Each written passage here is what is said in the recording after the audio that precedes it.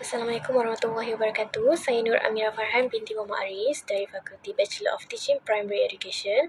Video saya pada kali ini adalah untuk menjelaskan tentang salah satu konsep penting dalam psikologi pendidikan iaitu konsep motivasi serta akan membincangkan tentang kepentingannya dalam pengajaran dan juga pembelajaran. Motivasi ialah komponen utama prinsip psikologi yang berpusatkan pelajar oleh American Psychology Association. Motivasi ialah aspek kritikal pengajaran dan pembelajaran. Pelajar yang tidak bermotivasi tidak akan berusaha untuk belajar. Dalam video ini, kita akan membahaskan dengan lebih mendalam tentang apa itu motivasi dan bagaimana pelbagai perspektif mengenai motivasi dapat mempengaruhi proses pembelajaran.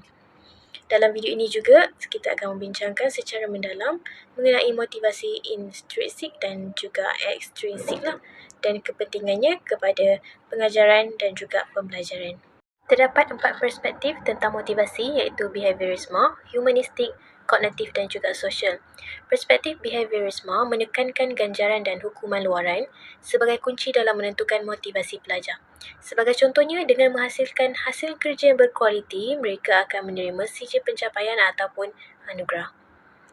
Perspektif humanistik pula menekankan keupayaan pelajar berkaitan perkembangan peribadi, kebebasan untuk memilih hala tuju kehidupan mereka. Perspektif ini berkait dengan kepercayaan Abraham 1954-1971 bahawa keperluan asas tertentu mesti dipenuhi sebelum keperluan yang lebih tinggi dapat dipenuhi.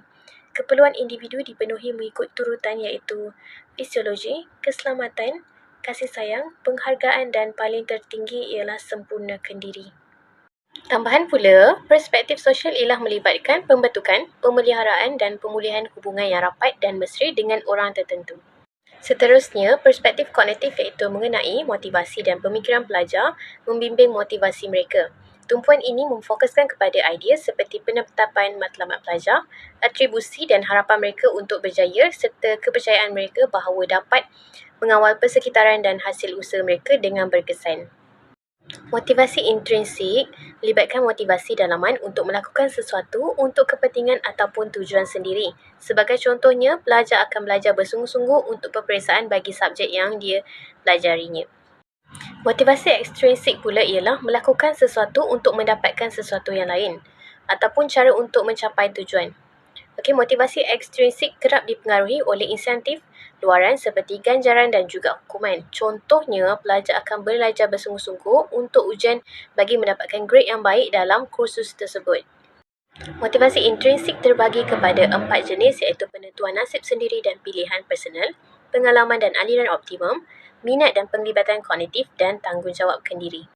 Bagi penentuan nasib sendiri dan pilihan personal, pelajar ingin mempercayai bahawa mereka melakukan sesuatu mengikut kehendak mereka sendiri bukan kerana insentif luaran seperti mendapat ganjaran.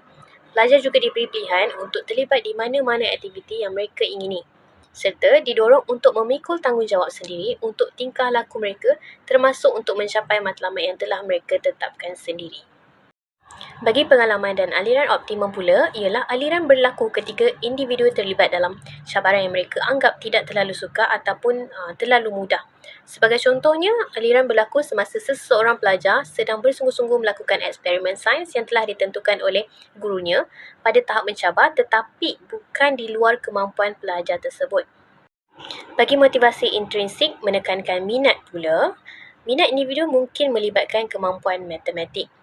Pelajar yang mereka boleh amalkan pada kursus seperti kemampuan dan kejayaan yang telah lama dimiliki oleh pelajar dalam matematik.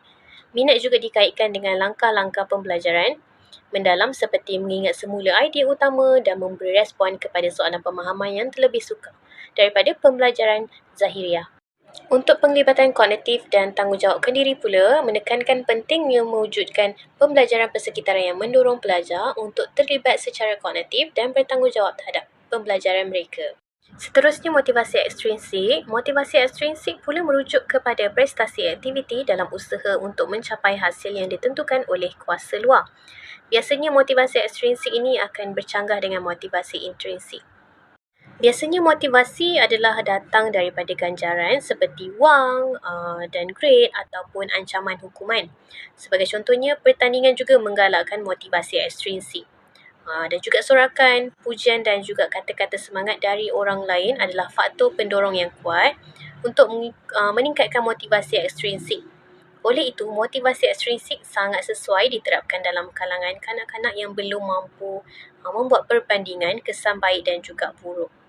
Sesuatu yang kita perlu tahu bahawa motivasi ekstrinsik boleh mengurangkan motivasi intrinsik dan juga sebaliknya. Oleh itu, motivasi dari psikologi pendidikan mempunyai kepentingannya tersendirilah dalam pengajaran dan juga pembelajaran untuk pelajar-pelajar di dalam bilik darjah.